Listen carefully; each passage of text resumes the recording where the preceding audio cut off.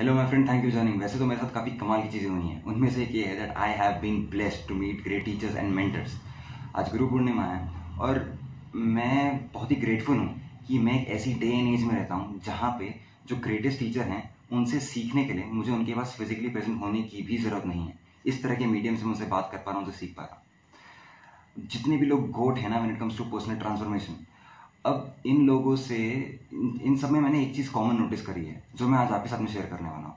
Reason being, मेरे कई सारे दोस्त हैं, कोई कंटेंट क्रिएशन में आ रहा है, कोई वीडियो क्रिएट कर रहा है, कोई किताब लिखना चाह रहा है, एक बंदा है वो रिसर्च पेपर लिख रहा है। तो अगर ये कॉन्सेप्ट का हम यूज़ करेंगे ना, इससे क्या होगा, जो भी चीज़ आप बाहर पुट आउट कर रहे हो उसकी क्वालिटी को हम ड्रास्टिकली इंप्रूव कर सकते हैं और इस कॉन्सेप्ट के यूज़ के बाद में उसको आप ज़्यादा इम्पैक्टफुल बना सकते हैं। देखिए, जो भी टीचर कमाल का होता है ना, जब उसे इन एक्शन में देखते हो ना, मज़ा ही आ जाता है। Here's what I mean by that.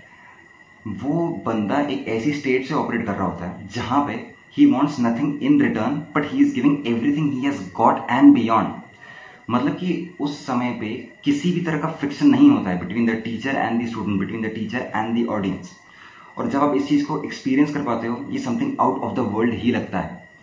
देखिए, यहाँ पे मैं बात कर रहा हूँ फ्रिक्शन के बारे में। जैसे कि मेरा एक फ्रेंड है, वो वीडियो क्रिएट बाहर करना चाह रहा है, वीडियो क्रिएशन कर रहा है। तो मेन कॉज ऑफ फ्रिक्शन क्या होता है? मेन कॉज ऑफ फ्रिक्शन ये है कि हम अपनी सेल्फ इमेज और सेल्फ मॉनिटरिंग को हम लेट को नहीं कर पाते हैं कि इस वीडियो में मैं अच्छा लग रहा हूँ कि नहीं लग रहा हूँ। पैथेटिक लिटिल कंसर्न्स ऑफ कि मैं कैसा लग रहा हूँ उसमें। पर जो सही में जो बढ़िया टीचर है वो लेट गो कर सकता है इन चीज़ों का, सेल्फ इमेज का, सेल्फ मॉनिटरिंग का, अपनी खुद की सब्जेक्टिविटी जो ऑफन लोगों को होल्ड बैक करके रखती है, इन सब चीज़ों को लेट गो कर पाता है। देखिए, अगर आपने कोई भी चीज़ कभी क्रिएट करके बाहर पुट आउट करी होगी तो आप समझ पाएंगे, इस बात से रिलेट भी कर पाएंगे कि लेट गो करना अपनी सेल्फ इमेज और सेल्फ मॉनिटरिंग का कितना मुश्किल पार्ट है।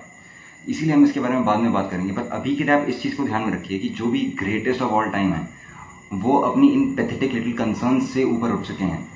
और अगर वो करने में आपको दिक्कत हो रही है तो कम से कम इतना हमें ध्यान में रखना चाहिए कि अगर आप कोई पीस ऑफ कंटेंट को बाहर डाल रहे हो तो वो इसलिए नहीं है कि उसमें आप हीरो लगें या आप स्मार्ट लगें। Be there genuinely for the person जिसके लिए आपने उसको बना रखा है। अभी मैं आपको दो टीचरों का एग्जाम्पल देने वाला हूँ।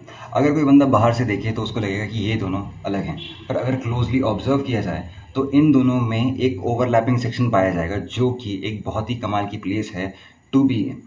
अब हम पहले इन टीचर की बात करते हैं, ठीक है। ये बहुत ज़्यादा वैल्यूबल है, जिसकी वजह से इनको फेम मिला है, रिकग्निशन मिला है और इनको मॉनिटरी लेवल पे इतनी वैल्यू मिल रखी है कि इनको अपनी ज़िंदगी में एक भी दिन काम करने की अब ज़रूरत नहीं है। बट स्टिल ये बंदा ये is pushing through the envelope. और दूसरे हाथ पे एक बंदा है, मे बी इनको उतना फेम रिकग्निशन नहीं मिला, क्या पता मॉनिटरी टर्म्स में इनको चीज़ें नहीं मिली या फिर इनको चाहिए ही नहीं। और कमाल की बात है, ये भी he is pushing through the envelope. अब हो ये रहा है, ये दोनों इस चीज़ को समझते हैं कि something amazing is being channelled through them, जो कि लोगों को ट्रांसफॉर्म करने वाला है ऑन अ प्रोफाउंड लेवल। और इसी तरह के टीचरों की मियर एग्जिस्टेंस और कंटिन्यूड एफर्ट ने लाखों लोगों की लाइफ को ना एक बहुत ही तगड़े लेवल पे चेंज किया है।